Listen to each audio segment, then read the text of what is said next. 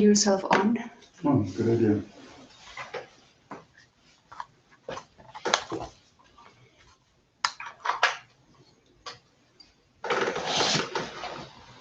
We're not on yet, are we? We are. We are? Okay. Well then.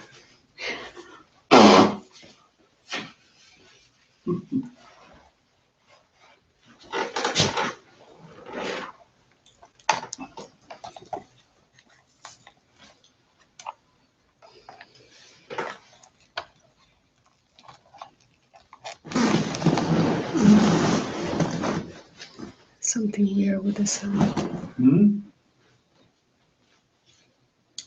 We're not going to use this camera. Okay. There is a... It's not working. The sound is not working. Okay. Okay, but you can go on.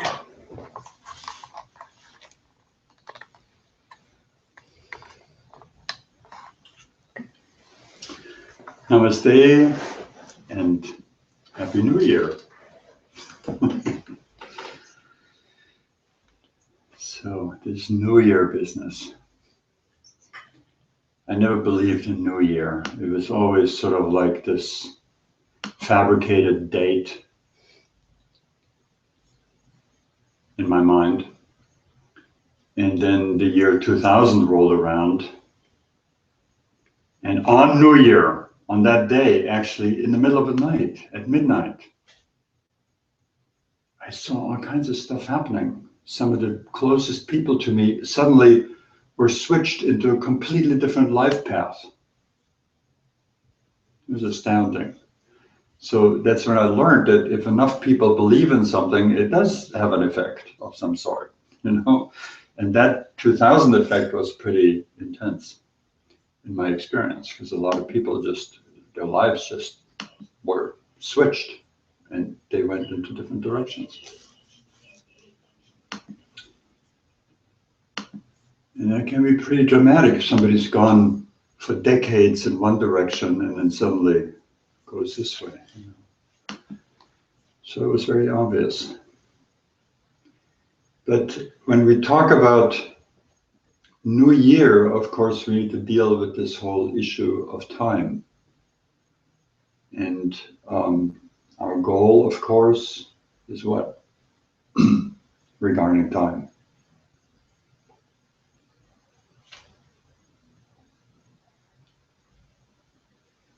It's your New Year's pop quiz. Nobody has an answer? Oh, it was a rhetorical question. So. No, it's not a rhetorical question.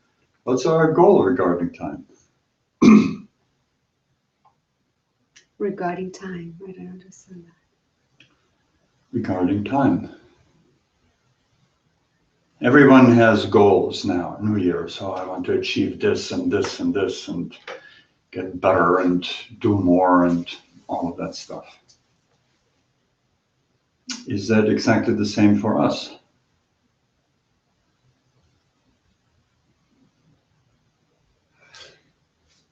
Want me to answer? Yeah, nobody else will.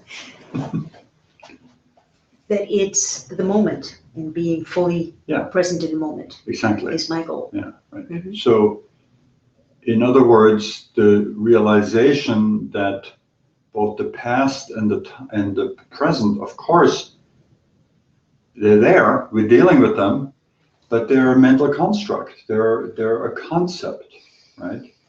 Nobody ever met the past or the future. It doesn't happen in that way. We don't experience it. We experience memories which arise in the now. And then we label them past, right? And who knows whether the past happened even close to what we appear to remember, because memories change quite a bit. And I'm not saying it didn't occur that way, you know, but we just don't know.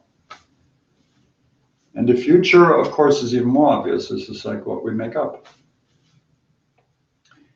And I'm not saying that we should not do that. We should just be aware of what we're doing. You know? And generally regarding time, our goal is to learn to live in the now, to be fully present moment to moment, and to live in the trust and the profound faith that as we do this, everything gets taken care of.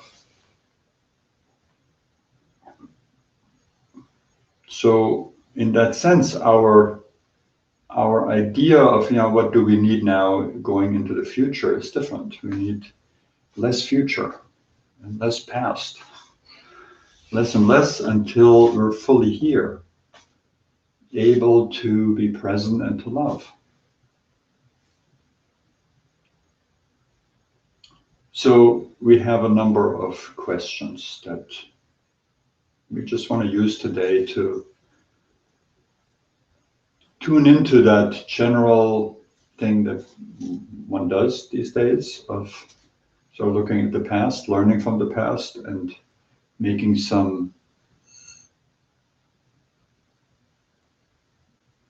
setting some intentions for the future. There's nothing wrong with that, as long as we know we're doing them in the here and now. So, do you all have something to write? Mm-hmm. If you're listening to us, get a little piece of paper. And these are a few questions I thought of that you can ponder later. So, you may find some answers now, and those answers may be interesting for a while. There may be new answers coming. We'll see. So first, let's look at the past year. And the past is wonderful if we're not hung up about it, but if we look back, because we can learn a lot from it. So this is really one of the gifts of the past. Now, one of the things that's really important is that we don't get caught up in thoughts of, I should have done this differently, that he shouldn't have done that, that shouldn't have happened. Right? We can say, I did that and that wasn't skillful. That's fine. That just simply means I learned something. But how did you come about that learning? By doing it the way you did it. So mistakes, so-called mistakes, are absolutely necessary, because how else would we learn? Right? So the first question is, what grace did I receive? Now we're looking at the last year. What grace did I receive? So write down the question, because like I said, there may be more coming later. What grace did I receive?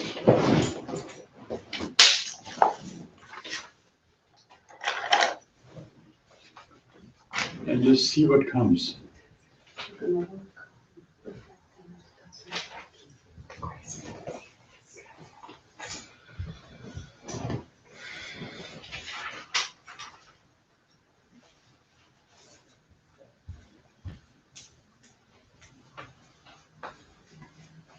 So you can tell this is very directly a gratitude question.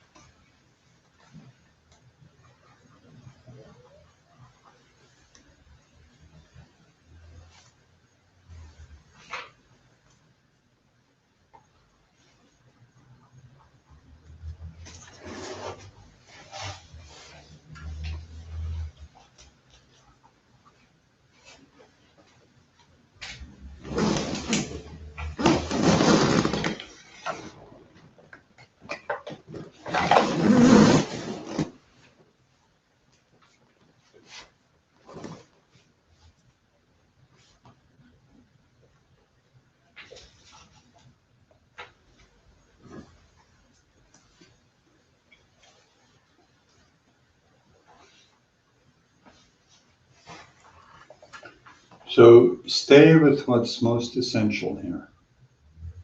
What grace did you receive?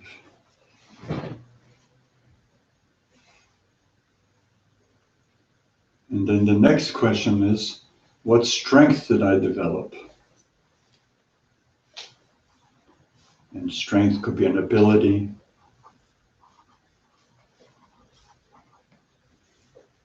could be an insight, any different things we could call it strength.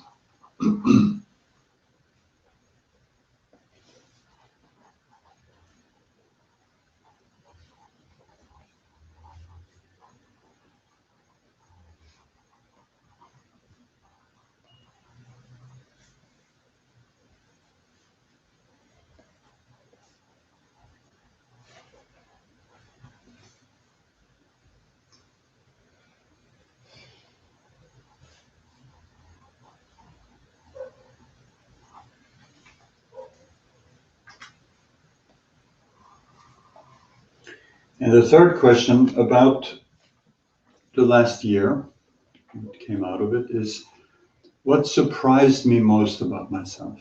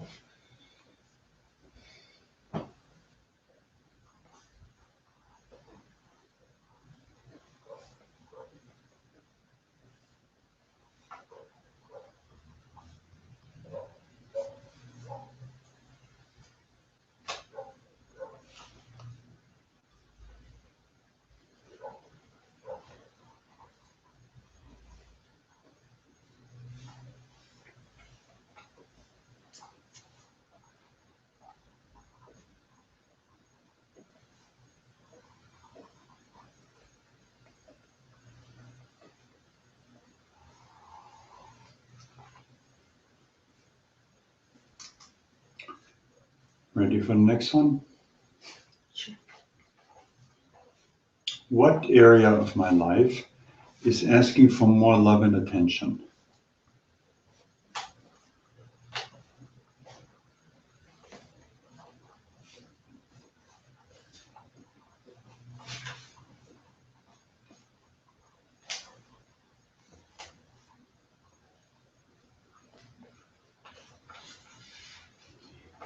Now, I said before that there may be more coming for you later, so this could also be a hidden area.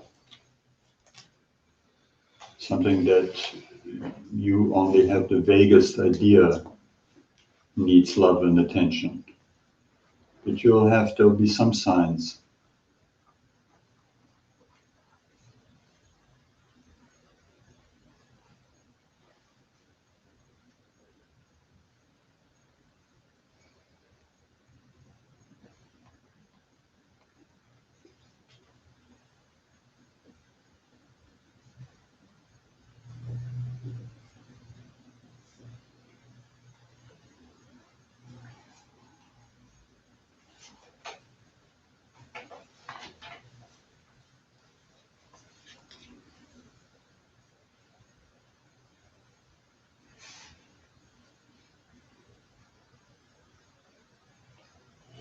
So then we move on to the new year, 2015.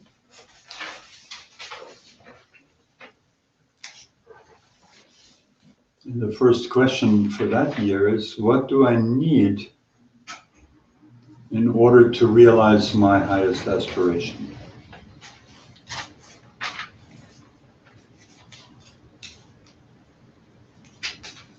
What do I need? What do I need in order to realize my highest aspiration?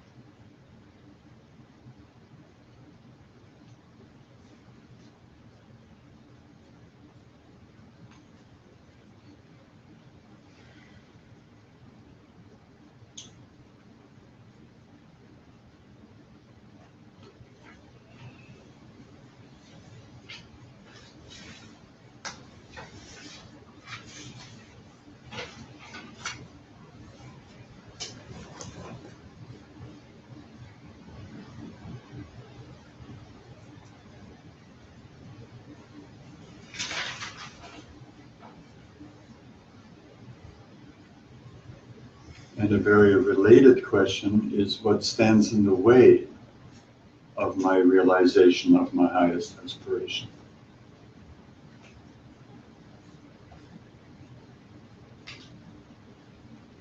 What stands in the way? What stands in the way of it? Organization.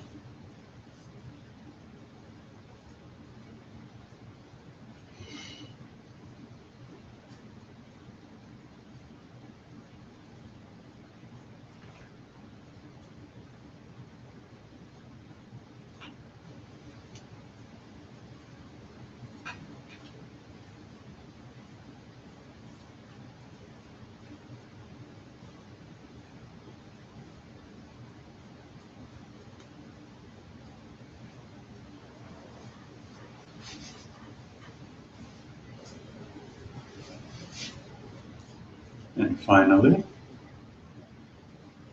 last question of the year. What beliefs or habits stand in the way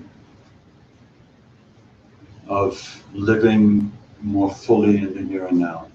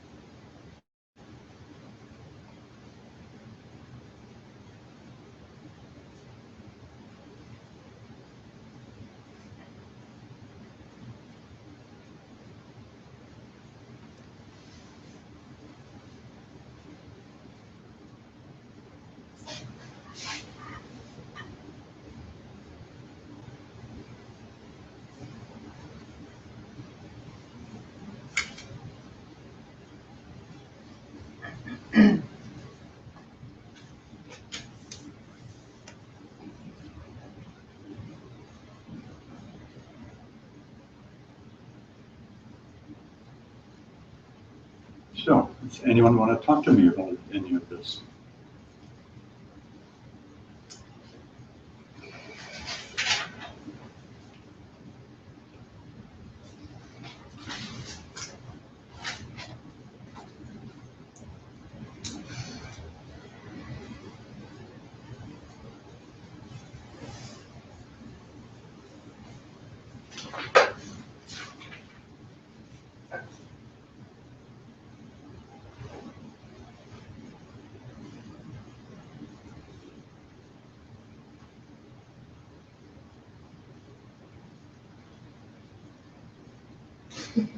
Good. Paula.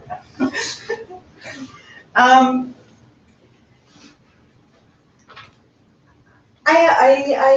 don't know if I have a little bit of trouble answering. My answers are just either very, I would say very broad in a way. Maybe I have to drill down a little bit more. But I just wrote the first things that came to mind. Yeah, that's actually very good to do that. Just write down the first thing. And sometimes there's great truth in that. And at other times you can just sit with the question and other things can come and you can go deeper. Right. But sometimes the first thing may be the deepest, who knows? But it's just good to see. So, so to the question, what grace did I receive? 2014 was overall a great year because I was able to start practicing a promise or like a mantra that I gifted myself at the end of 2013, Mm-hmm.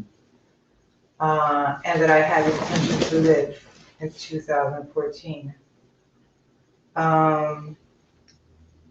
You kept it up? I'm sorry? So you kept it up? Yeah, I practiced it. See that, there's the mantra, but then there's the strength that you develop by actually continuing it, by doing the practice. Oh yeah, that's good. I'm gonna write that down. Yeah. It's true. Yeah, I hadn't thought about See, that. they're all totally connected. Yeah, these yeah, questions, absolutely. or the answers rather. So in the way my mantra to myself was simply to be who I am, say what I mean, and to do what feels right. Mhm. Regarding all aspects of life, but mainly towards relationships. And has it changed your life in some ways? It has, yeah. How? It gave me freedom. Mhm.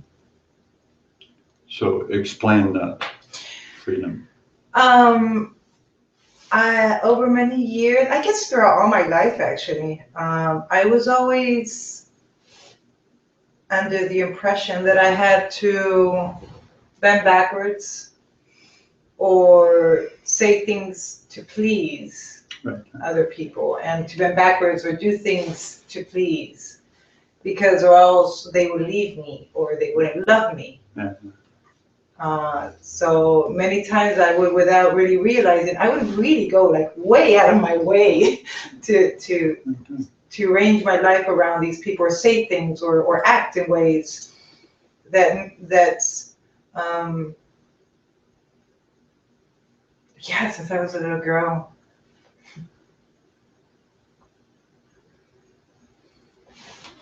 And you know, you did that not living your own life, but trying to please people so they would love you, right? Out of that hunger for love, Yeah. mixed with a misunderstanding that was inevitable because it was given to you as a child. It was like given to you in this life like a riddle to solve. And now you're solving it. Mm-hmm. So just, I guess what I'm pointing to again is this, and I don't even know if you have it in this context, but this belief that it should have been different in any way. What should have been different? That. No, I'm actually very pleased the way it's been. I mean, it's been beautiful. I mean, it's been building blocks. It's been gratifying. Right. Now, when we look at what I meant was the other stuff, the suffering involved, the years of not being true to yourself and not honoring your own needs, and thinking that love has to come from someplace else, and that sense of starvation and scarcity that comes out of that, you know? Right. So we can carry, even in subtle ways, this idea, oh, that should have been different. That was not good, right? Yeah, no, for me it's been beautiful because it's been the process of sharpening my rockets of desire. It's been giving me contrast and of what I want, what I don't want, and clarity, mostly clarity. A year ago I was asking for clarity. Yeah. And I've gotten that clarity. Well, so you became the one who deserved the clarity. That's how you got it, through your practice. I guess so. Yeah, it wasn't like some God coming and dropping it into your lap because you were the chosen one this year. You won the lottery, the divine lottery. No, I played a lot. That lottery. You deserved it. Yeah. Because of your practice, your effort. So Yeah. that's a hint for what we can do from now on. We can deserve that which we want. It's different than sort of living like waiting for divine handouts. Right. It definitely shows the power of intention, attention and intention. Yeah, and the power of your being to get what you want. Mm-hmm. Yeah. When that what you want is based on truth. Mm-hmm. Very good.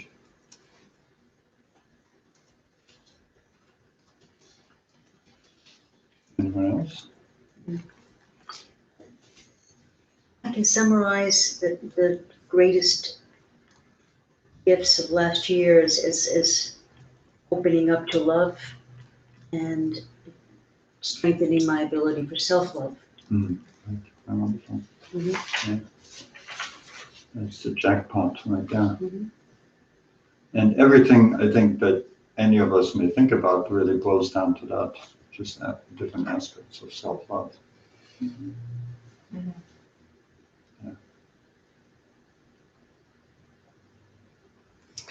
I think I relate to that also. And it's interesting because I base my bucket of grace mostly on finding self-confidence, and mostly came from giving to others, from teaching, mainly teaching yoga.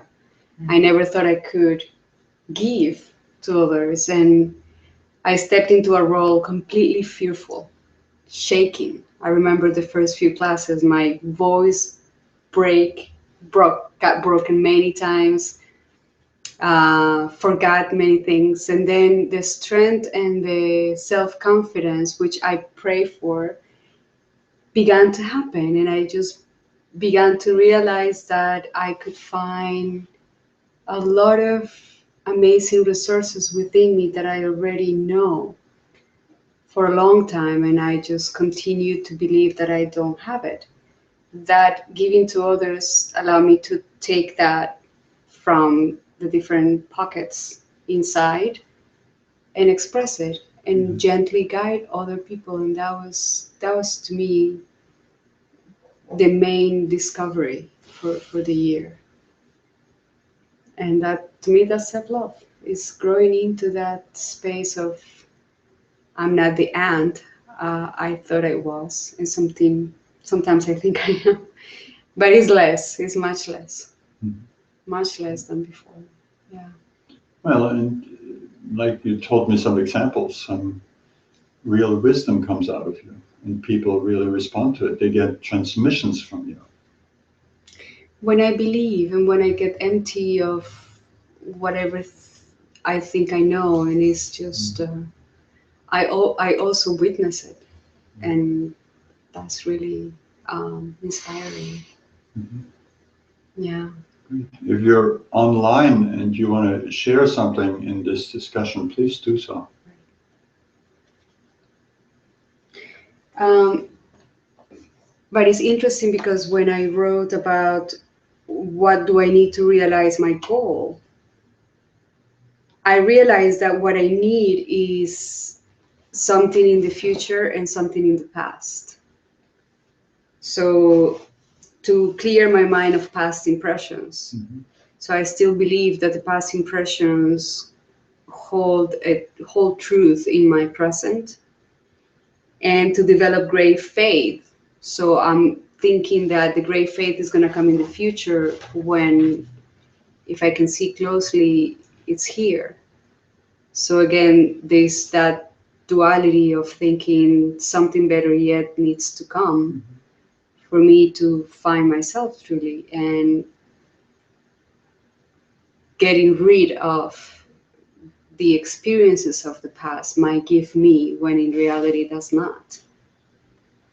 In your case, you carry in your body some old tensions and stuff like that, you know?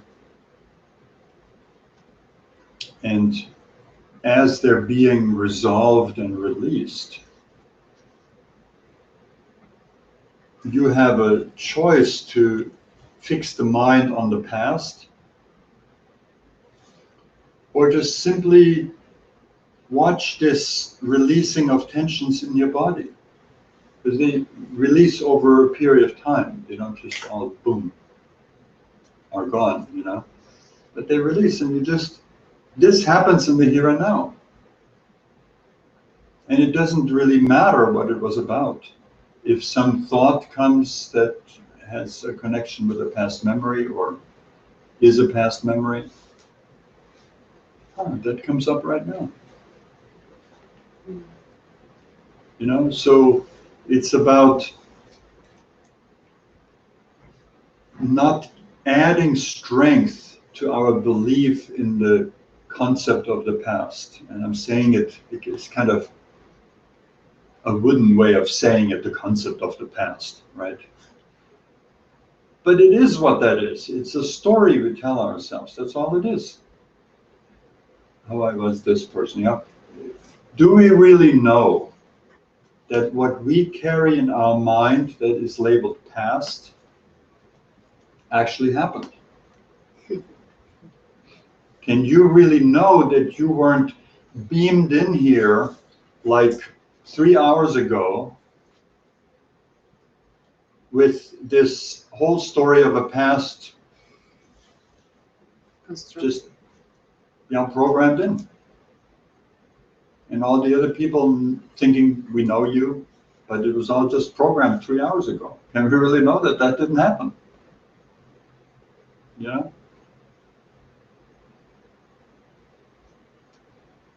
So we can take out of the power that we give to the past. Oh yeah. Terrible or glorious things have happened. Now the glorious things, it's like we carry, there's two types of experiences that are really stand out in the mind, and they're the really powerful experiences, and they can be positive or negative. If you had an epiphany, that can be as clear in your mind years later as some abuse.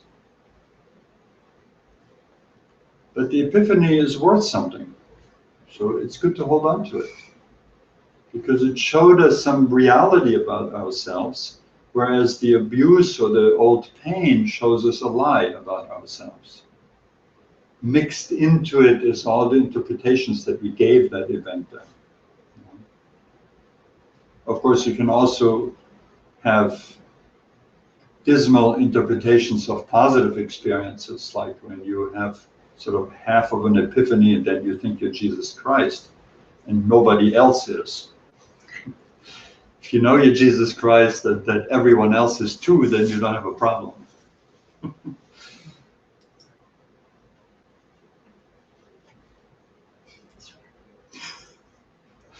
But if you're the only Jesus, then watch out.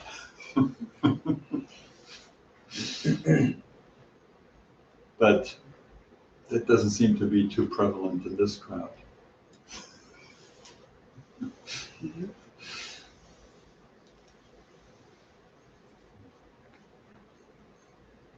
So, and what belief or habits to keep me from living fully in the present moment?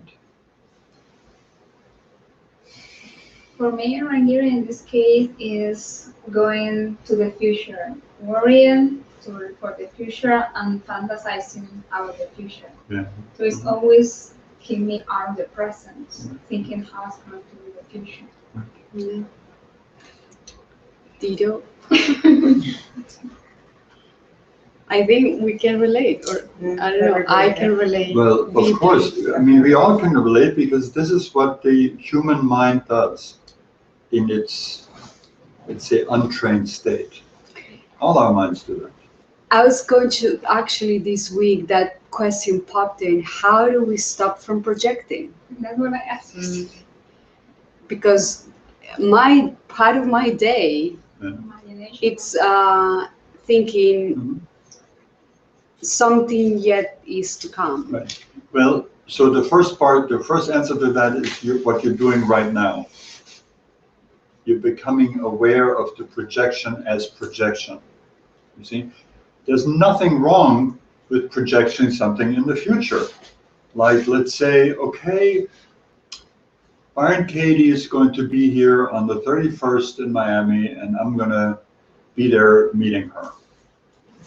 Okay? But that's a fact. That's we a know fact. there's gonna be. It's still in the future. It's a projection. That's It's a a projection. fact. It hasn't come yet. Well, it's coming. There's a number of people planning this, or a number of people have that in their minds that it might happen, and we're acting so it will happen, right? That's all we know. We have no idea. Until I'm in the room and I see Katie, I have no idea that this is going to happen or not. But I'm going to act as though it will, and that's perfectly fine, you see? Now, if I get terribly attached to it, Right. then there's a whole other game going on here, right? So what we do with the kind of future projections that you're talking about, you get attached to it. Like you picture, something wonderful, maybe. Okay, and then Expectations. your moment now may look really lousy because this hasn't happened yet, right?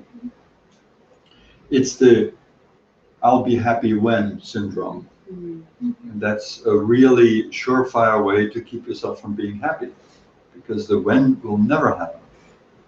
It's because it's like the when is the way you train your mind to think that something good will happen in the future and is not happening now. So when that good thing becomes the now you've trained your mind so much that you won't hardly notice, because your mind is going to be in the future looking for something good to happen then, right? And that's really the story of future projection. The point is that the best thing that can possibly happen ever is happening to you right now.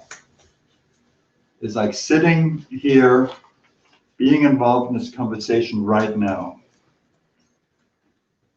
It's the very best thing. And tomorrow at 3 o'clock, whatever happens then, that's going to be the very best thing that can happen in your life. And there's nothing outside of that. Then we might just become fully alive.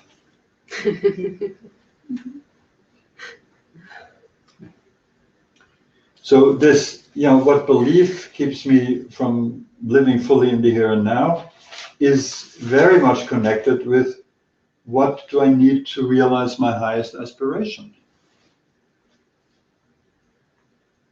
What stands in the way of my highest aspiration? Yeah, attachments, desires, and fears. Yeah. In my case, is fear of running out of time. Oh, well, that's a fantastic concept. I will run out of time. Yes. I would question that. I do. It's just a great concept. Mm-hmm. This is another thing. It's like, aside from our cockeyed thinking about love, we have a lot of cockeyed thinking about time. And it's just really helpful to look at this stuff and to see what is the truth about love or about time, or about who I am. That's how we grow the most, by questioning these unquestioned beliefs that are so deeply ingrained that we don't even have any idea that it could be not true. Well, that's the way it is, we think. And for me, to question those beliefs that were so deeply ingrained, I could never imagine even to question them. Those were the richest inquiries I ever had. They like just shift my paradigm all over the place. Can you guide us to an inquiry on that? So what was it? I will run out of time. Yes. So what I would do with that is I would say it is possible for me to run out of time, right? Because that's the thought, right? Yes. And it's just a thought construction that might be a little bit more solid to inquire. It is possible for me to run out of time. Does anyone else have that belief here? No, it's just Rosemary's hobby. Can you give some examples, because maybe it's the English. Maybe it's English. It's very straightforward. How is it that we run out of time? In what sense? To fulfill. To continue to evolve as a being. Right. And to, there's another maybe more selfish aspect to it, to leave my imprint on the world. Yeah, so I do subscribe to that part too. I'm not doing enough to leave a legacy. Yeah. So we have a whole number of things here. We have, I need to leave or I want to leave a legacy. Yes. Yeah. See, but the work. We write things down.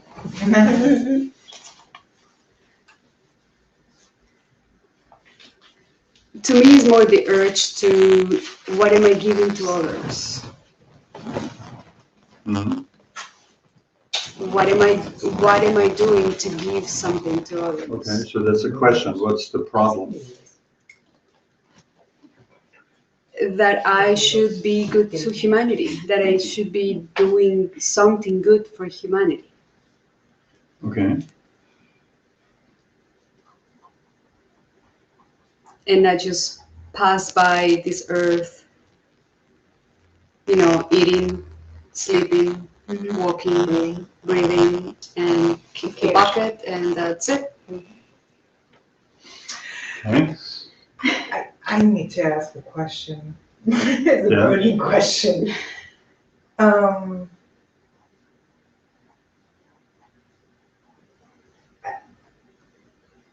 um, has it occurred to you that you already are touching lives very much so? Yes. I mean, that you are probably already changing lives? Yeah, I know, but that is. How much more do you want? Well, you see, what are you doing now with that? I'm just because, I mean, because I know Durga, and I'm like, wow, but my God, I mean, you're lucky. Right, but you know? I understand that's behind what you're saying, and it's very lovely. But what are you doing in regards to her? Are you trying to fix it? No. I'm just wondering. It's really, I'm wondering. Uh-huh. I'm wondering. I tell you, the burning question, I'm like, huh. Right, yeah. Well, so what she's saying is that she may be aware of that, Or but maybe she not. still has that thought. Right. Exactly. So you see, in other words, you can be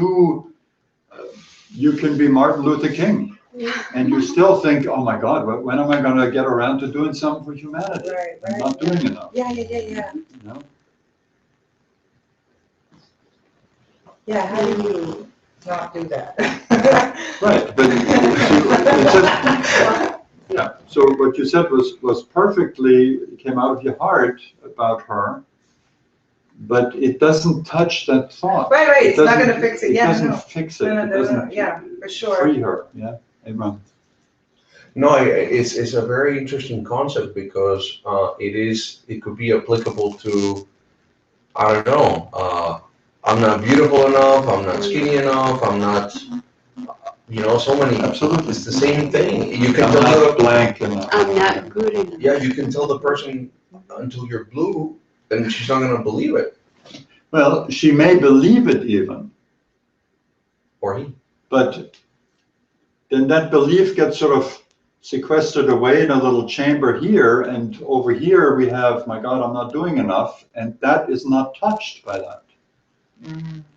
See, if you have a stressful belief like that, you have to go into the belief to find out whether it's true or not and what the truth really is. That truth will set you free, nothing else. You're already believing what we somewhere already know is a lie, right?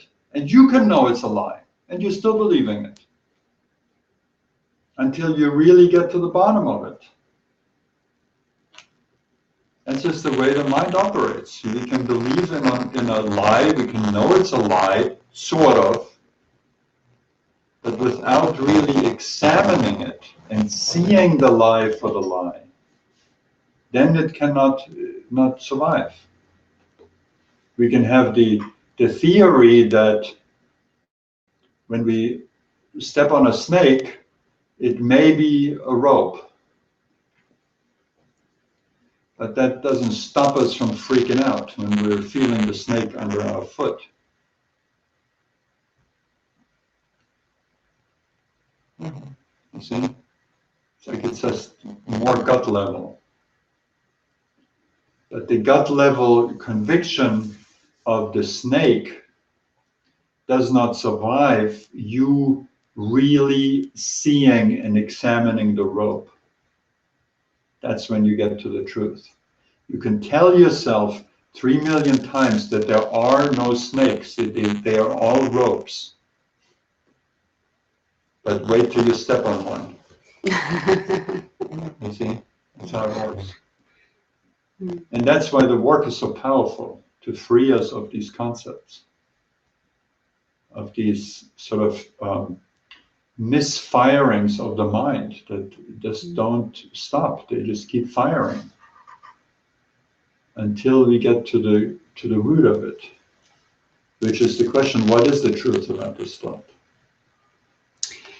If we get to notice that they continue to fire, but if we are so decisive enough not to believe them, if we are so aware that we can choose in that very microsecond that the thought happens, that we don't have to believe it. Yeah, but you see, then you're talking about a thought that's already so weak that it doesn't really convince you any longer. And there is a way to, it's like, in my experience, meditation took care of a lot of beliefs like that. But still, after 30 years, I still had a whole truckload of them when I met Katie. 30 years of meditation into it, right? As a result, a truckload of stressful beliefs that I couldn't even conceive of questioning. Because they, for me, describe the nature of reality. And of course, what they did was describe the nature of my delusion about reality. But I couldn't see it. And 30 years of meditation didn't free me of it. And then, within 2 or 3 or 4 years of inquiry, there was just a huge difference. So I believe in the combining of these different skills. Meditation is extremely powerful to give us the real depth of perception and the inner stillness, which in turn enables us to do the work better. And then you come across some kind of a spongy thing of emotions that you don't even know what the hell are the thoughts in it, right? So then we have open attention to become present with that. Now, what is it that needs my love and attention? Well, your stressful emotional patterns, they need your love and attention. And you just bring them into that, and you meet that upset in the body, or that late night upset stomach. You meet it with love and attention. And you just keep doing it. Just like Paula did a mantra, not, oh yeah, a mantra, I've done that once. She did a mantra for a year. And it changed her. So this consistency of practice is really important. And it transforms us. I want to share something that Rose shared with us on the... Rose, you figured out the technology. Good. She said, the grace of 2014 has revealed to me that no thing is outside of love. For me, a radiant luminosity has emerged, an opening to truth. Subtle concepts of love operating under the radar have deconstructed, delivering me into a newfound faith of the now. Beautiful. And then she said, I'm a bit behind due to technical difficulties, but I'm with you. I'm sorry, what? She said, then after, I'm behind due to technical difficulties, but I'm with you. You're not behind. You're totally right there. Yeah.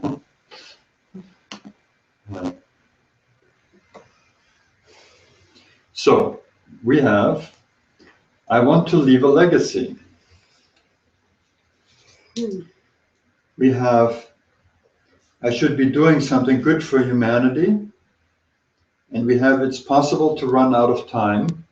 And there was something else you said about this running out of time. For what reason? For your fulfillment? Fulfillment. Okay. Mm-hmm. So I'm late on my fulfillment schedule?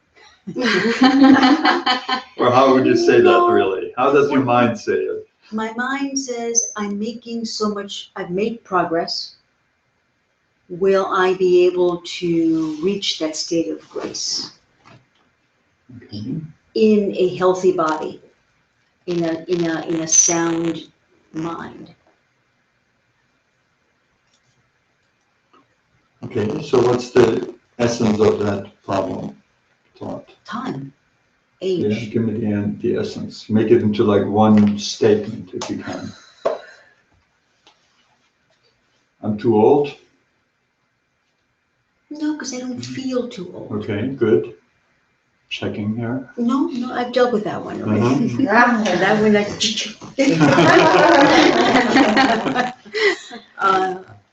it's time. I mean, how many years do we have on this earth? So I don't have enough time to find fulfillment. No, the clock, biological clock running out. The clock of good health and I need. mental clarity. Okay, maybe what's speaking through me at this moment is this fear, which I have not articulated, is that I may have inherited some of my father's Right. propensity or my father's state of Alzheimer's and dementia. That to me is more frightening than death. Okay. There is a worksheet for you Mm-hmm. about Alzheimer's. Okay? I would do that. Because that's almost like something Yeah. coming, overtaking me. Yeah. So your father had Alzheimer's. You saw what it did to him. He still has it. He hasn't He still passed has away it, yet. and Yes, so hasn't passed away. of course it penetrates into you. Yeah. So that's a whole worksheet. Mhm. Right, so the sense of time Mhm. in my current state of mental clarity, acuity, and good physical health, how long will that last for me to continue the work I'm doing? That's exactly, I think it doesn't really go beyond that. Okay, so I would do that. Yeah, you got that, right? Because I want to make some comments, but I want to get that clear first, that you have what we just spoke about, that you have that as an invitation to do Yes, the work on this, yes, right? uh-huh. I don't have a concept that we will ever stop this movement into what we may call God, into perfection. And that doesn't regard life or death, or birth or death, I should say, because life goes on. So why would we stop? In a body, outside of a body. Now, if you get a new body, there may be a time where you don't remember, because like what we had this life, we had a time where we didn't remember, but then sure enough, the memory opens up at the right moment, and then we get to work on our unfolding. So why would that ever stop? If you become enlightened this life, do you think that's the end of it? That's not what I see. People like Byron Katie, Eckhart Tolle, Maharaji, they work all the time. It's like at first the job is for us to become enlightened. Now, when you get there, what does that mean? What is your experience then? It's not like you disappear. Yeah, you disappear in that egocentric, ignorant form, right? But your existence doesn't disappear. So suddenly you realize that you are not this temporary body, you're consciousness itself. And you look around you, and there's consciousness everywhere. Consciousness are the walls of this building, the floor we're sitting on, the air we breathe. And especially consciousness is the other beings that you meet, and particularly human beings. But the consciousness is the same, whether it's a rat or the Pope. Consciousness is the same. It manifests in these different ways. And that is what you are. So then you continue to work on enlightenment in all those other forms that you inhabit as consciousness. And they may call you a teacher or something. But the work doesn't stop, it just continues. And I call it work because I'm looking at the effort part, right? But why do we do it? Because of love. Because it's just a continuous opening into absolute bliss and grace. What Rose wrote about this luminosity she found in herself and the deep joy that is in us. That's the hallmarks of the heart, when you become able to live in the heart more and more permanently. Yeah, we fall out of it every once in a while, but it's like, okay, I fell out of it, so who cares? Where is it? Let me dive back in, right? And of course, we start by being outside of the heart, being in the mind almost all the time. And then we have a little moment, and then another moment, and then that moment in the heart, which means the here and now, becomes increasingly a continuous flow. And then you find that non-duality that everybody talks about. And we have this idea that that's when we're done. But that's when the fun just starts, because then you can meet yourself in all these many forms. And that's just incredible, because then love spreads out.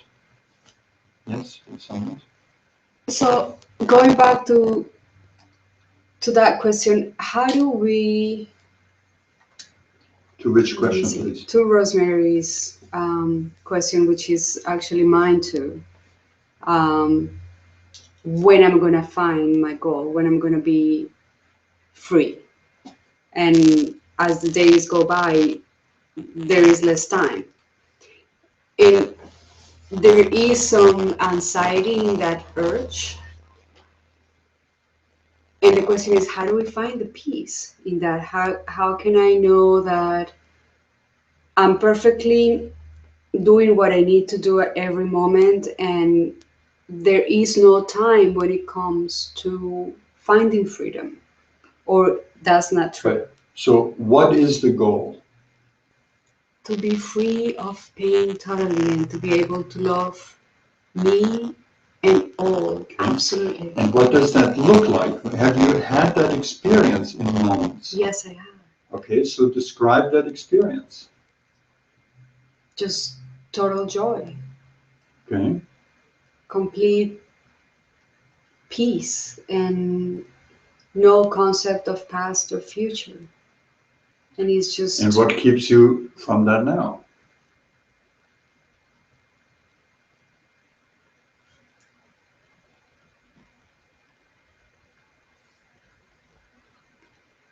what I'm making up in my mind. Exactly. There's a bit of a concept of a future. In the future, I will reach my goal of being in the now. Sounds pretty absurd, doesn't it?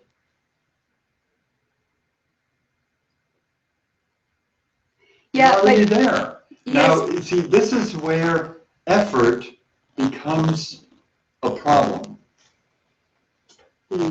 Exactly. That's where I want to get to. Effort becomes a problem when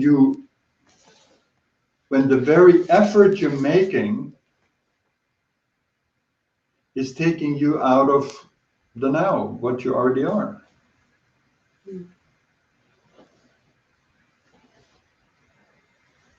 So, first we need to make effort to get to that place that you're now talking about. When you're in that place, effort totally stands in the way. because I'm thinking and practicing something that will get me something in the future. Exactly.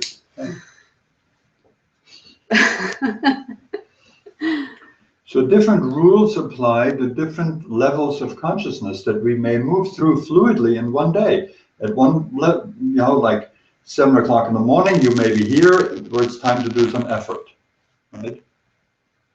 And you can do that effort out of love. It's not like a chore. But that's the state of mind you're in, right? And then at 9 o'clock at night, doing effort would be like totally not it. Would totally stand in the way because you're in that space of presence. But then the anxiety kicks in when I fall out of that state. And then there is even sometimes and many times a sense of despair. Do you Like this is fall out impossible. of that state? Yes. Can you fall out of that state? Well, the mind makes me believe I can. That's different. I'm asking for truth here, not for the mind makes me believe something. Can you fall out of that state of presence? Well, if I don't know. Yes, I can, because I'm part of, my mind is part of me. It's a trick question. Yeah. You can't, because you're always present. But you can fall into not knowing that, so to speak, right? But so then what's the goal? Then there's a goal again, right? To be permanently in that state of the now. Yeah, so, but how do you get there? Clearing my mind. You look at what stands in the way of you being in the here and now. And that's most likely a thought, or could be an emotion. Or it could be this veil of confusion, distractedness of, rather than settling into the clarity of this moment where everything becomes absolutely simple.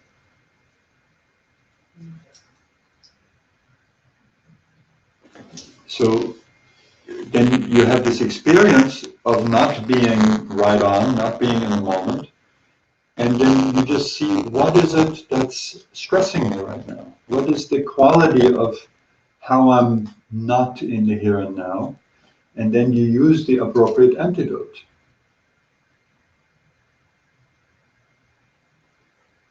And there aren't that many that you need. Really, there's 3 levels of confusions or impurities. One is gross emotions, like anger or disappointment or shame or anxiety, jealousy, all of those things, right? So that's the gross impurities. This is the life of the goddess, right? The 3 goddesses, right? That's Durga's job, Kali's job, to clear that out. That's that facet inside of us, right? Then you have this sense of distractedness, of the mind not settling down. That's Lakshmi. And Lakshmi in her wrathful form is Mahishasura Mardini, who kills that demon who's a shapeshifter. Always something else, the mind doing this, right? That's what that is. And then we have the most subtle veil that is Saraswati's job, that veil of, like being in this really high place, but you're still separate. You're still yourself. And you may love everyone, but you're still encased in that sense of me and them, right? And that is the most subtle level of ignorance or disturbance. So that's it. If we have antidotes to all of those, that takes care of everything else. And we have the antidotes.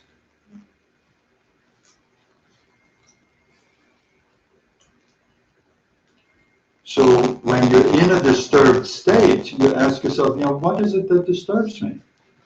The stillness helps, so you can actually look at yourself, so you just sit still. and see, okay, what is the disturbance? And if it's some thoughts, write them down. If it's emotions, notice where they are in the body. If it's this more subtle thing, know that you just need to have greater stillness, or you need to go into classical inquiry and really look at what you are. Is this true? How I'm functioning here as an entity? So that's very subtle work. But that's it. Those are That's it. the levels of what can pull us out of, so to speak, in our experience, pull us out of the now into suffering.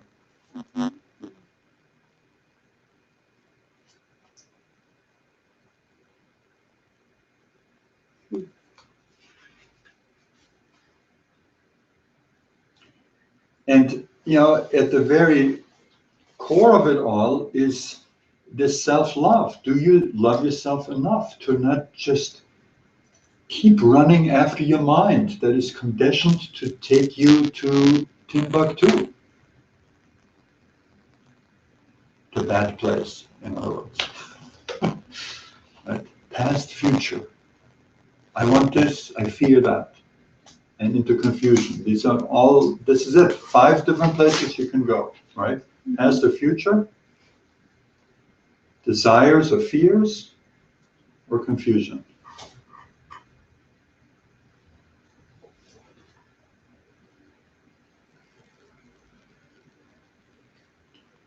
And the support of satsang. Crucial, absolutely crucial. Consistent support of satsang, of people who understand this level of reality, this level of why we're alive.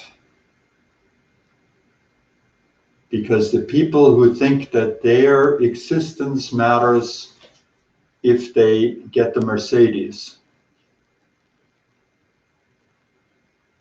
they do not only not serve you in their awareness, their mentality will rub off on you. This is what happens when human beings are together, they rub off on each other.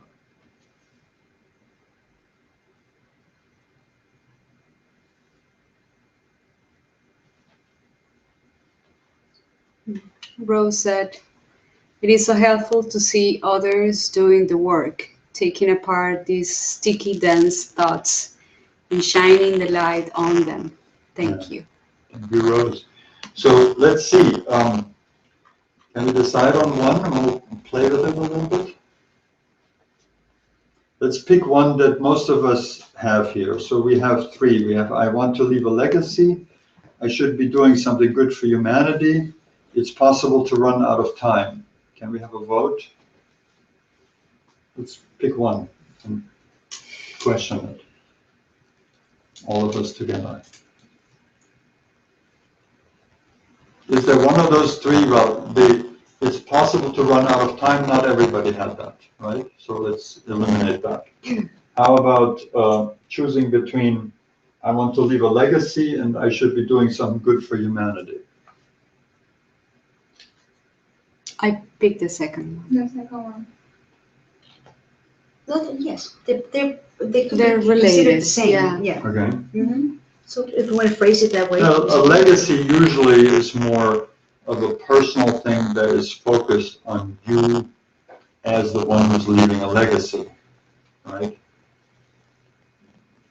I'm not saying they're very different, right? Some good for humanity, there may be more of a focus on humanity and the needs of humanity. So which one do we want to pick here? Well, What about the folks there on the couch? Which one is stronger for you? Second. Second, okay, got it. So you should be doing something good for humanity. Is that true? Are we doing it in a group or No. individually? Everybody has a thought, we might as well play together. It's true for me. Okay. I don't know. We're just looking for a yes or no here. No, no, No? Okay. we do already, I mean, I don't know, it's, Maybe. yeah, I mean, it Huh? starts within. I So mean, maybe. No, that's not right. You can't have a maybe here. It's a yes or no. If it's 51% a yes or no, then it's a yes or no. Should we be doing something good for humanity? That's the question. No, What is the question? it's not a question. The same. It's a thought What's the that thought? we're investigating. Okay. The thought is, I should be doing something good for humanity. No. Okay, we got a yes, we got a no. Yes? Yes. No? Yes? Well, I'm sorry, can I rephrase that? Which part of no don't you understand? It's a should. It's a should. It's a word should. I'm Yeah. not comfortable with that word should. No, that's fine, but We that's shouldn't what do the anything. statement We should is. be. This is what the statement That is. statement, it should. Right? The statement is, I should be doing something good for Okay, humanity. no. You have a no. I Okay, stick with my we no. have registered your vote, madam. Yes, I Thank you. And I stick by my story. What's going on in my head is the meaning of that statement that with humanity doing it for yourself by ripple effect or by consequence becomes good for humanity. I'm not stuck on the word Okay, should look, as we're having a sentence here. You're getting too complicated on this, right? This is good for us to do this together. It's a little refresher, right? We have a statement here. I should be doing something good for humanity. That's the thought that we're investigating, right? You may have all kinds of related thoughts too, but we're not looking at them right now, right? So an even more powerful way for you to deal with this is to think about a particular situation which you may have experienced where that thought was true, where you had that thought that you should be doing some good for humanity. It may have been a particular person or a particular group of people, or humanity as a whole, whatever it is, right? So go to a particular situation. Got one, everybody?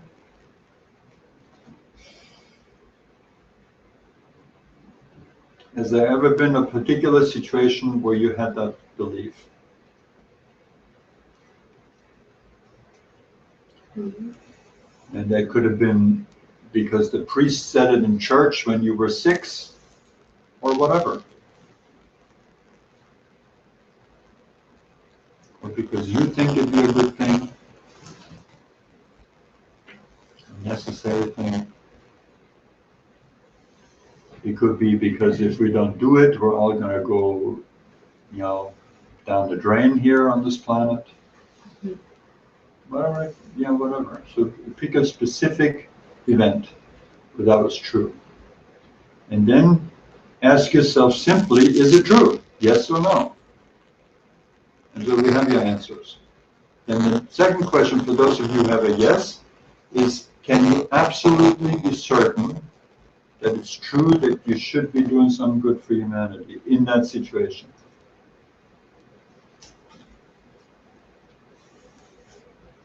And yes is as good as no. What we're looking here is for your truth, not some kind of pat way of answering this.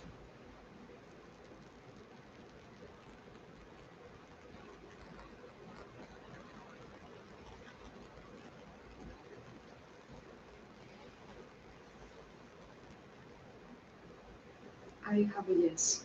Okay, that's good. Perfect. Now, third question, and let's do this together. Is there anyone who never had this thought here? No. Okay, so it's unanimous.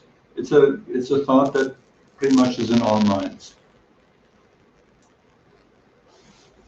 Let's go to the third question and just share, if you feel like sharing, share what's coming up for you.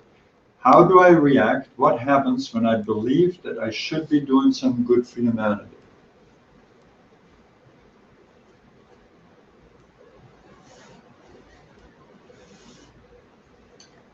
When I believe that I should be doing something good for humanity and I'm not?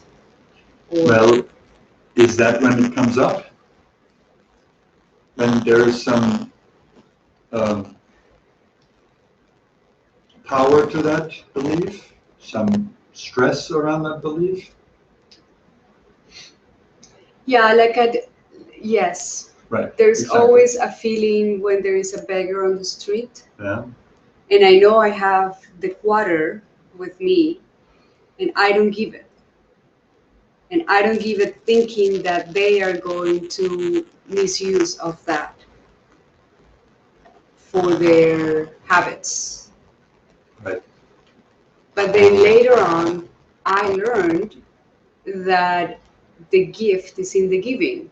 It's up to them to whether use that quarter to deal with their hunger or So to. now, just try to stay with answering the question, because we can go into stories of what happened and all that kind of stuff, right? So the question is, what happens? How do I react when I believe the thought I should be doing something good for humanity? And a lot of times you get answers when you say, I should be doing something good for humanity, and I don't. Because that's when that thought gets activated. How do I feel? How do I react? Okay. And what happens? I feel guilty, not good enough, that I'm wasting my resources, not helping more. Maybe. Okay. Anyone else? Any answers to this? I feel that it's almost as human being part of this planet our responsibility to contribute to Okay. So this someone's is a essence. related thought that you should write down. I have a responsibility to help humanity. Right? This is very related, but stronger. And another thought you should question.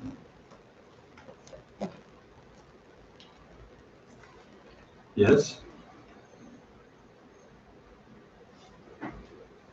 When I have this thought, I feel that I'm a bad person because I'm not good enough. I'm a bad person if I don't share. Whatever.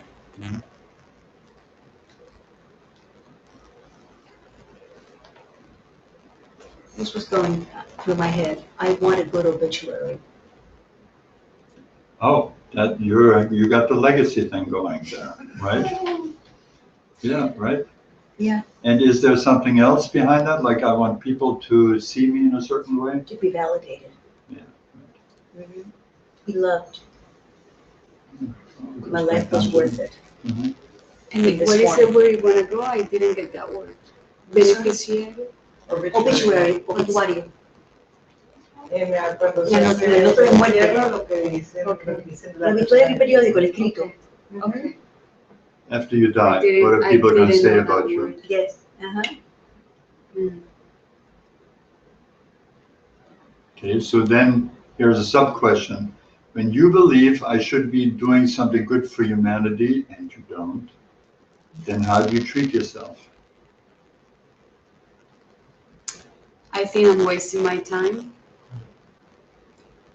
I think I'm being selfish.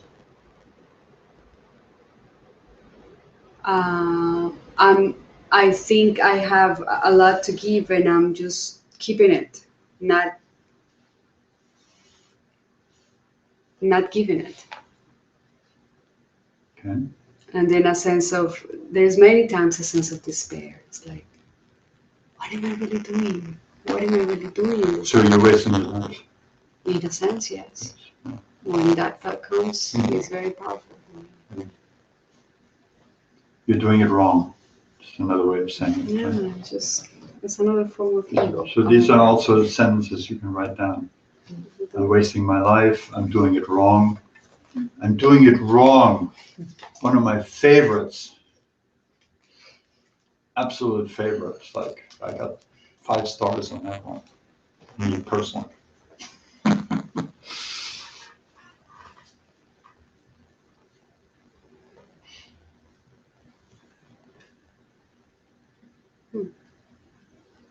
So any other answers to the sub-question of how do you treat yourself when you believe you should be serving humanity and you don't?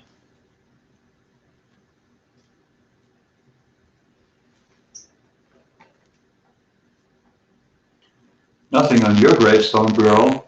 Just a blank. Maybe we can afford the dates, but that's about it. Yes. Correct spelling of my name. We hope so.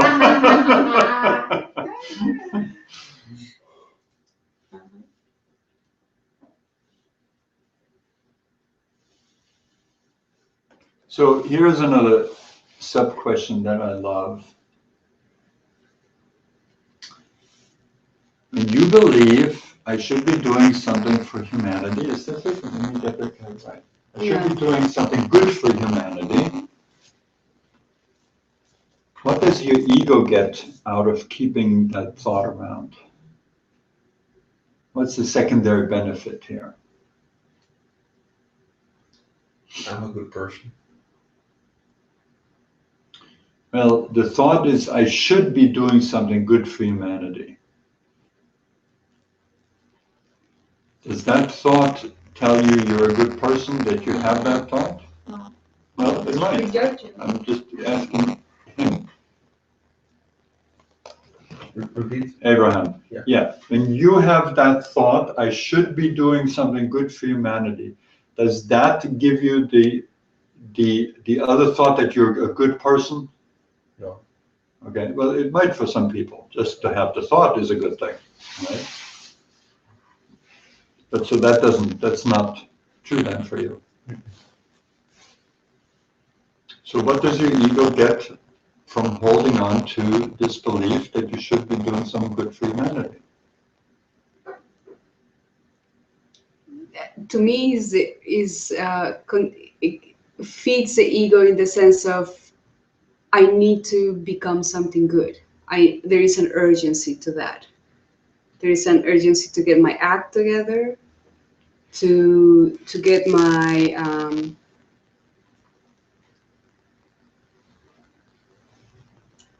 place where I can become of service. It's like there is almost an urgency every day of how do I develop further into finding a greater clarity in me so I can help others. And what does that urgency feel like inside of you? Is that stressful or peaceful? Stressful sometimes. Stressful. Where do you feel it? I feel my face completely hot right now. Okay. And there is a sense of discomfort in the whole body, like not at ease. So, and there's more. You could go into greater depth with that. So if you don't feel, after we do this here, just sort of in a group, if you don't feel a clear sense of resolution from whatever stress you experienced with this thought originally, then I would ask you to do it again, or do a very closely related thought again, right? Because you want to get free of this stuff. So let's go to the fourth question. Who would you be without this thought?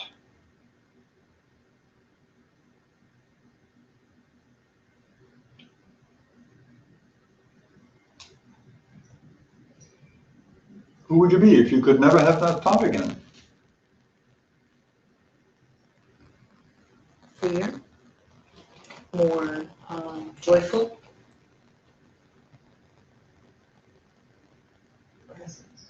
A lighter version of me. A lighter version of you. Yeah, right.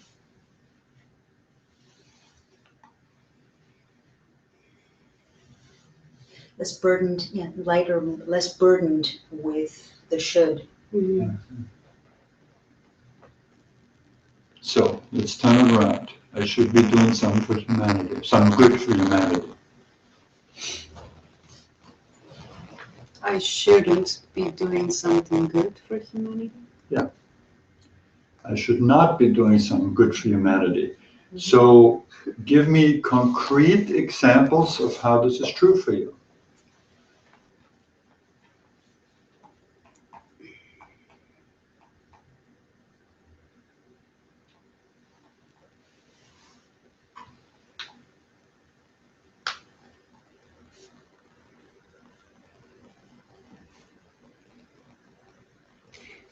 Well, the obvious is that if I'm not doing it at this very moment, I'm not supposed to be doing it. Exactly. Yeah, but that's just like, so what? Yeah, there is some clarity in that, and I just realized my shoulders dropped a little bit. And I can smile. Right, but do you notice how your mind, which would be the ego mind, wanted to hold on to it? Yeah. Well then, yeah, but what good is in that then, right? Yeah. And then you noticed your whole physiology changed. Mm. Yeah, So, the shoot. The Um, shoot is just. Durga, See? you should be doing something good for humanity, but you're not part of it, right? Well, I'm humanity. Oh, so when your tension lifts out of your body, does that count? Is that doing some good for humanity? Yes. Oh, good to know. Yeah. You're in the first receiver position. Yeah, when you ask the question, it's like, am I part of humanity? That was a question I had. But we don't see that. We don't. Yeah.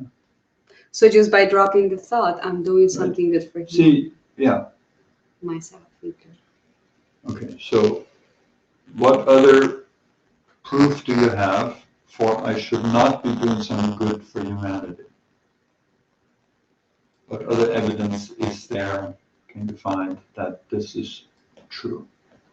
This might seem crazy, but the example that came to my mind was I didn't invent penicillin and somebody did it, somebody took care of it.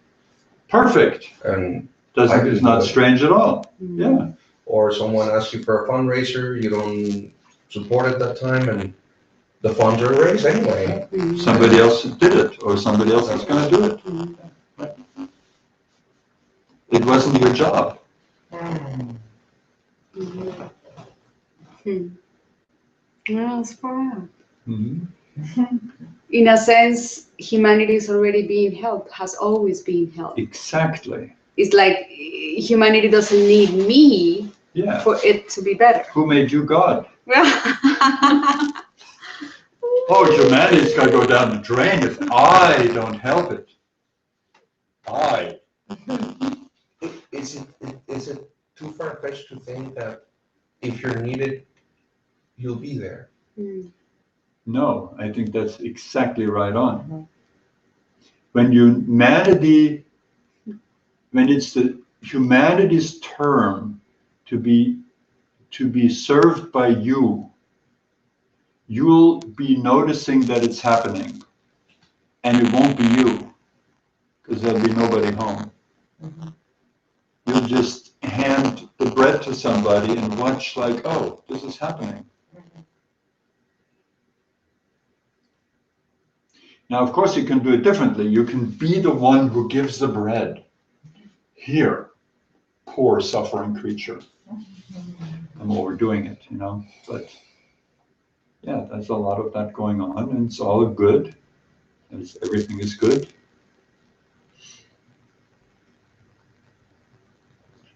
But humanity is being served as it is.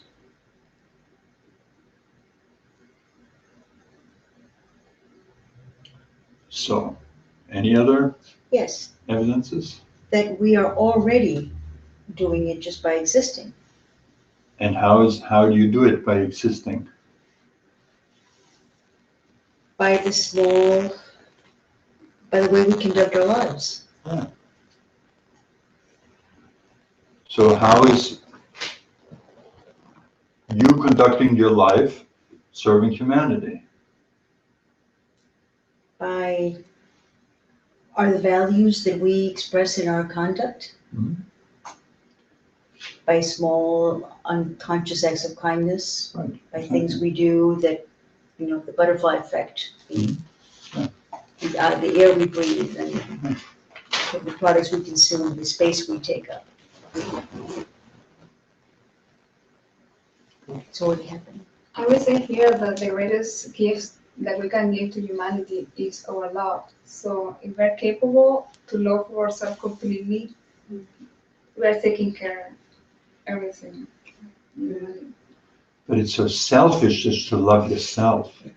See, that's another voice, right? Yeah, you're absolutely right. Yeah. Okay, so let's look at another turnaround. I should be doing something good for humanity. How else would you turn that around?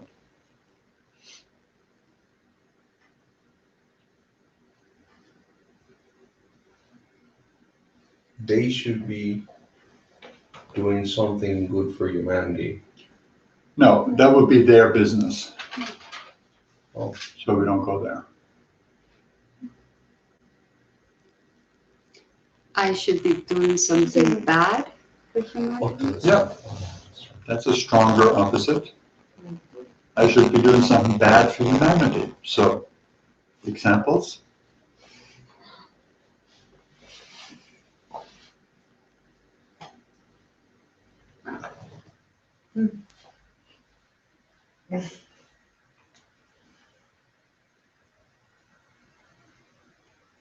Well, let's go to the other one first. There's another turnaround. So turnaround to yourself. Yes. I should be doing The humanity something should be doing good something for good for me. me. I'm sorry, one at a time. I should be doing something good for me. And Humanity should be doing something good for me. that's humanity's business, All right. right?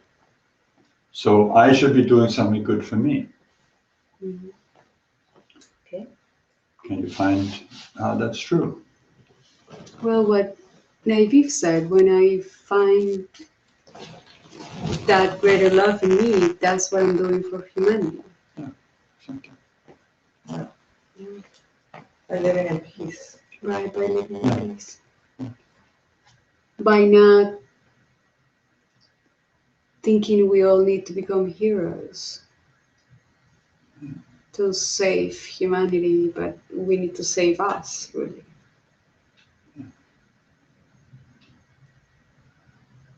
And that butterfly effect may will happen. I'm sorry? That butterfly effect will happen. Well, yeah, it's happening. It's the nature of reality, that everything touches everything. So if you're doing something good for yourself, you cannot help, but it impacts humanity.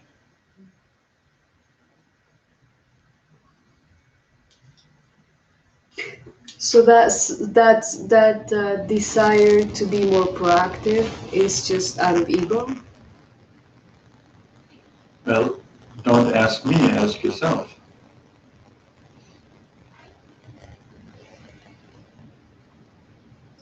I don't find that because there is no seeking for praise behind it. It's just a sense of responsibility. But there's stress in your case. So what is that?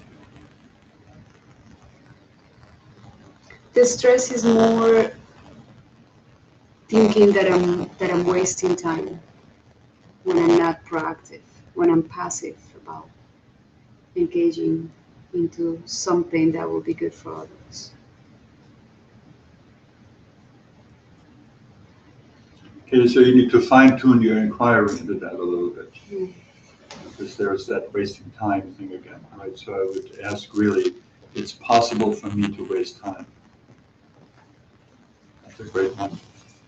Yes. I have a question about the turnarounds. One was to the contrary. Well, we have an I statement here. That's the first thing, right? So you get less turnarounds when you have an I statement because you're already at the I, blah, blah, blah, right? So when you have an I statement like this, I should be doing something good for humanity, then you have an opposite, I should not be doing some good for humanity, and then a stronger opposite, I should be doing some bad for humanity, right? These are the two opposites, and then you have, I should be doing something good for, and now you exchange humanity for yourself, for myself, right? So that's the classic turnarounds we get from this statement.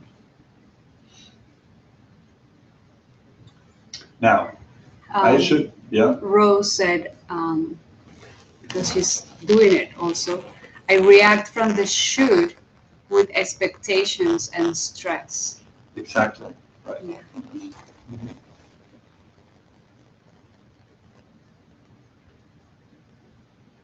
So, I should be doing some good to myself. Is everyone in agreement? Did we get that? Right. So let's go back to the one we couldn't find anything for. I should be doing something bad for humanity.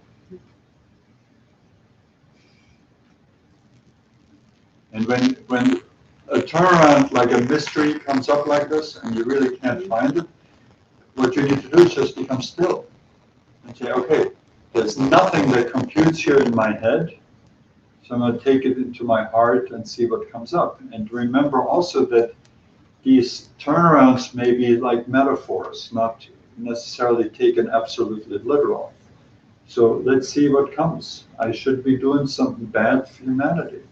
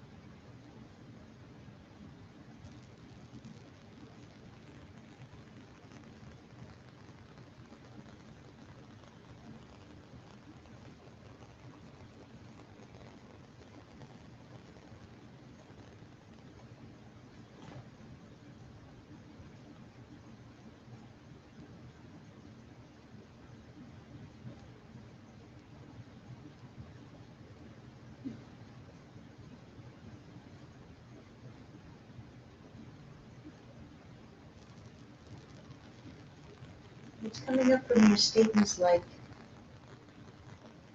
because it won't make a difference, is one statement. The other one is because bad begets good. And those are the only things that are coming up. And do you have any concrete evidence for any of this? Like an example that is personal to you? No.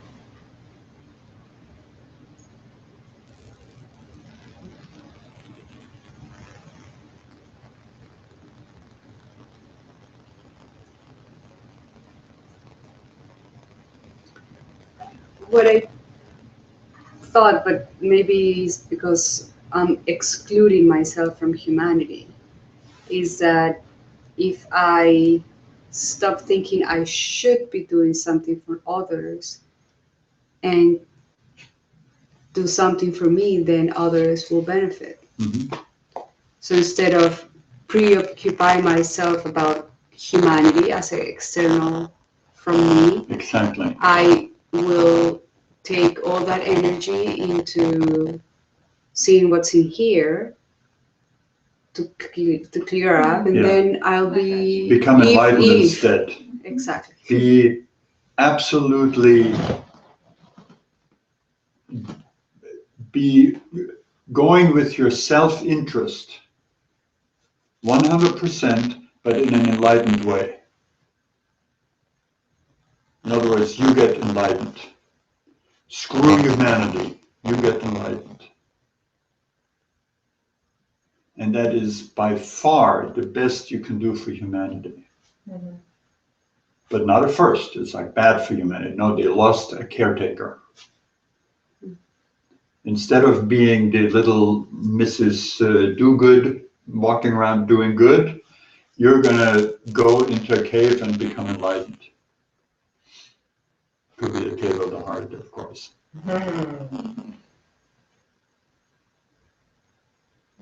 And, you know, the truth is you can't but end up doing good.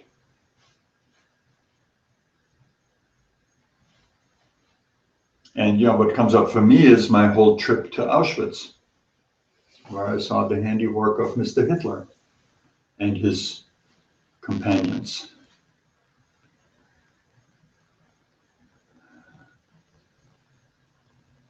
Well, you have to read the book. Because I ended up, even there, seeing only good. but it's a big story. It's a very deep looking even at the most atrocious crimes, that we realize that the universe is such that even that must turn to good eventually. And I'm not saying that was good, what happened there. But what comes out of it, it's like you said, good leads, bad leads to good. It's just an ironclad rule when you look deeply at things, So whether you do good or bad, in that sense of thinking, it doesn't matter. You've got to be very discriminative here, because if you set out to do bad, it may not do you any favors.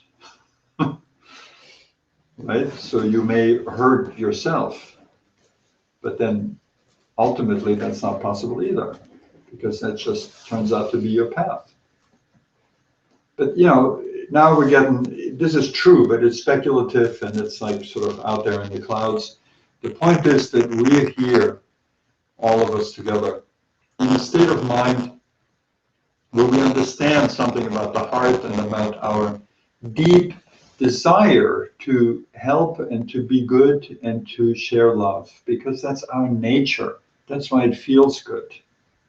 But when we are loading ourselves with concepts like I should be doing something good for humanity, what we're telling ourselves is that we're not at this point, and that something's missing, and that in the future will be better. Right. Because we're a bad girl or boy right now. And that's all delusion. Completely. So there we are doing something bad for humanity already with these kind of thoughts, and humanity being us. We're hurting ourselves with these shoulds, with these commands, with these religions that say, you ought not, or you should, or you must, and better listen to us, or you'll burn in hell, baby. That's the good old religion. And that's a good thing to shed. It's like Katie is a wonderful example where she said her religion was my children should pick up their socks. And she was like a terror around the house, only for their own good, of course, right? Because she loved them. And it was awful. And of course it never worked. And when she had her experience of finding out something about truth, she realized that it just wasn't true. She didn't want her children to pick up the socks because she was the one who wanted the socks off the floor. So it was her job. And she took care of herself like that. Yeah. So she, left her religion. She converted.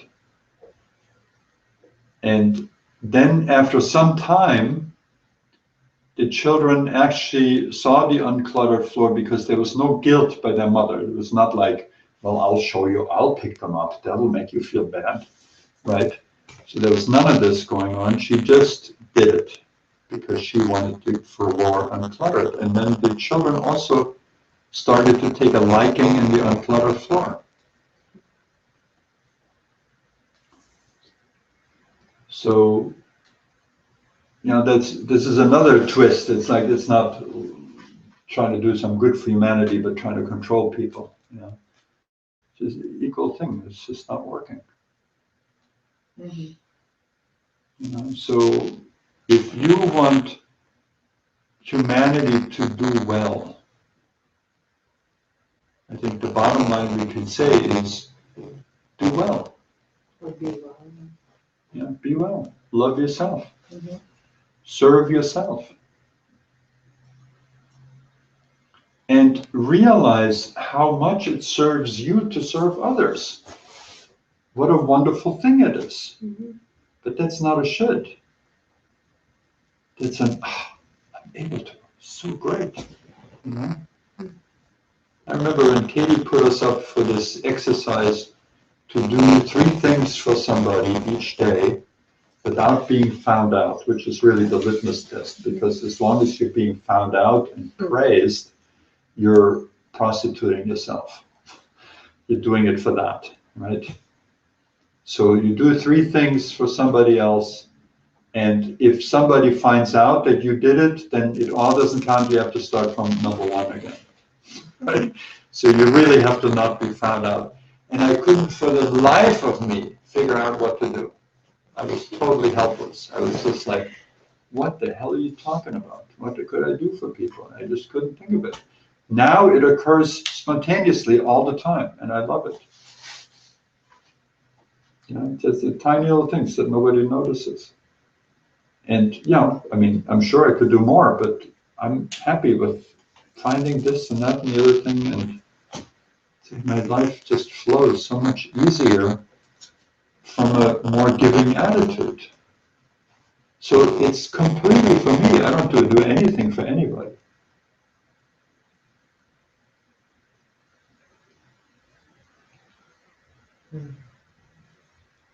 So, yeah, I mean, for me, this turnaround of I should do something bad for humanity, it's just not possible.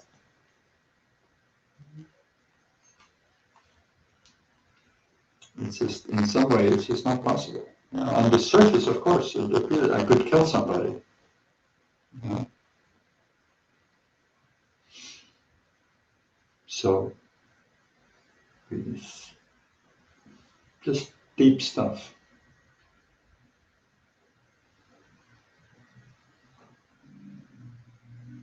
But when it's stressful, when a thought is stressful, I would question it.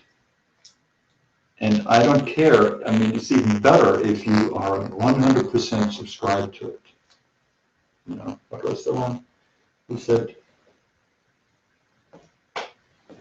you had one written down? That was like this kind of nature of a thought that seems like absolutely rock solidly describing reality. I have a responsibility. No, one of the later ones you wrote down, I think. It's possible for me to waste time. Yeah, it's possible for me to waste time. Isn't that the credo of our culture? Mm-hmm. You know, time is money. Mm-hmm. It's possible to waste time. It's possible to run out of time. Mm-hmm. As long as I think as long as we have these kind of thoughts, we tie ourselves into this concept of time, and it doesn't let us relax into the now where there's no time. So we're always in stress. Because time is a killer. Time kills everything that lives in it.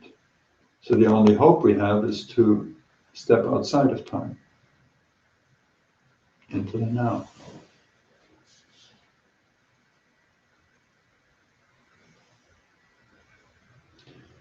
Okay, have we deconstructed our New Year's resolution enough today?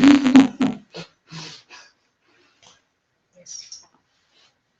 Thank you for playing with us, Rose, and whoever else is on there.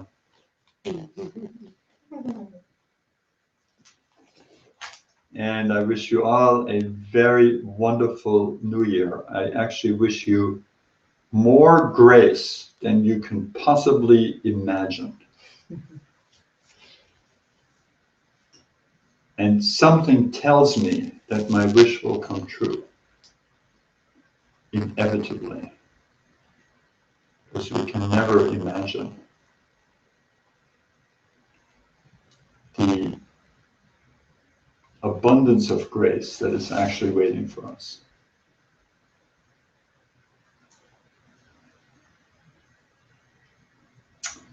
Thank you, and namaste. Namaste. Namaste.